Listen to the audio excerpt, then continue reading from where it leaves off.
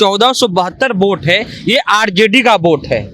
यानी कि जो उसको अंडर एस्टिमेट कर रहा था असदुद्दीन ओवैसी के पार्टी को, ये सबसे बड़ा नुकसान हो रहा है कि 26,948 वोट बीजेपी के केदार गुप्ता को मिल रहा है, 23,312 वोट जो है वो महागठबंधन को मिल रहा है और अंतर लगभग 3,000 का है। और यही वोट एमआईएम और शेखर सहनी को मिल रहा है। यानी कि अगर ये दोनों मिलाकर के 5,000 भी वोट ले आते हैं तो समझ लीजिए कि महागठबंधन का खेल कुढ़नी में समाप्त हो चुका है। 45.76 वोट परसेंट बीजेपी को मिला है और 39.59 महागठबंधन को मिला है। और अगर एमआईएम को जोड़ लीजिए तो 2.5% वोट अभी तक उसको मिल चुका है। कुढ़नी उपचुनाव के आज नतीजे आना शुरू हो गई है और कई पार्टियां अपने अपनी तरीके से दावा कर रही थी कि हम सरकार बना रहे हैं, तो हम सरकार बना रहे हैं कुढ़नी में, पर हकीकत कुछ और है। हम और सनी, हमारे सहयोगी सनी, दोनों ग्राउंड पर थे, काफी लंबे वक्त तक कुढ़नी को कवर किए हैं। सनी जी, शेखर सहनी और एआईएमआईएम कितना बड़ा फैक्टर है?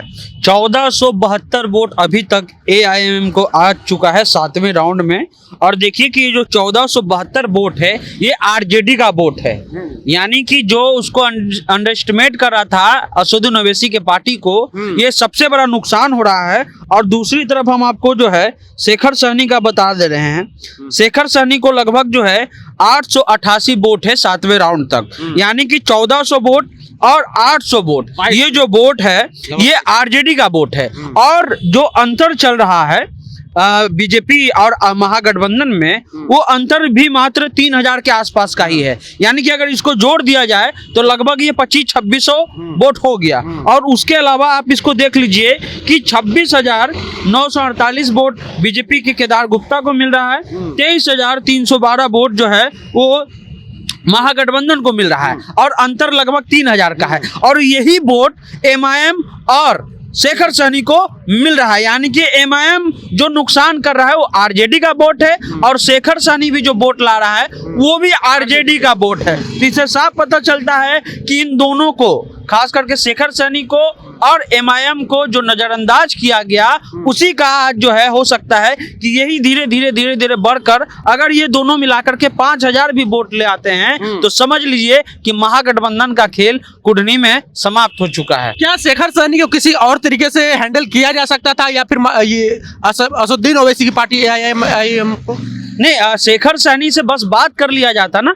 जो बड़े नेता हैं बिहार के, जो महागठबंधन के बड़े नेता हैं, खास करके वो आरजेडी में थे, अगर उनसे बात कर लिए होते कि चलिए ठीक है इस बार हम देखते हैं, अगले बार आपको हम जो है मदद करेंगे, तो ये स्थिति नहीं होती। अगर वो हारेंगे तो बहुत कम का अंतर होगा। हम आपको फिर बता रहे हैं लगभग 3 से 4 हजार का ही अंतर होगा। और 7वें 8वें राउंड में ये स्थिति दिख रही है कि लगभग 2500 से 3,000 वोट का जो है ये दोनों मिला करके ला रहे हैं। और यही वोट जो है वो नुकसान कर रहा है महागठबंधन को। और यही वोट परसेंटेज भी देखिए कि वोट परसेंटेज भी आ गया, 45.76 वोट परसेंट बीजेपी को मिला है और 39.59 महागठबंधन को मिला है। और अगर एमआईएम को जोड़ लीजिए तो 2.5% वोट अभी तक उसको मिल चुका है।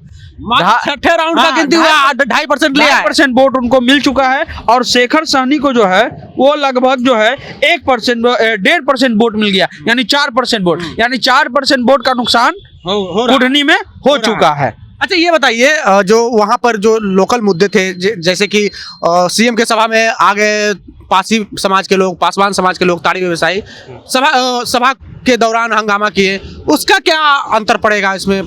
हम लोग दलित वाले पर अलग से उसका विश्लेषण करेंगे, क्योंकि वो भी एक बड़ा फैक्टर रहेगा। क्योंकि महादलित वोट नीतीश कुमार को वोट देते आ रहे हैं, लेकिन इस चुनाव में जो है लगभग लगता है कि उनको वोट नहीं मिल रहा है। लेकिन हम बार बार आपको कह रहे हैं कि 1.5% और 2.5%, ये 1.5 और 2.5% जो है वो महागठबंधन का वोट है। और यही जो 4% है कहीं मनोज कुमार सिंह यानी मनोज कुशवाहा को हरा ना दे चुनाव। चलिए, तो लगभग 5% का अंतर है, वोटों का अंतर। बीजेपी को केदार गुप्ता को 45% और महागठबंधन को 39% वोट मिला है, जिसमें 4% वोट असदुद्दीन ओवैसी एआईएमआईएम और आरजेडी के शेखर सहनी को मिलाकर देखा जाए तो 4% का नुकसान हुआ है। इन दोनों ने 4% का वोट ले लिया है और ये वोट जो है कोर वोटर महागठबंधन का वोट है, वही महागठबंधन में सेंधमारी कर रहे हैं।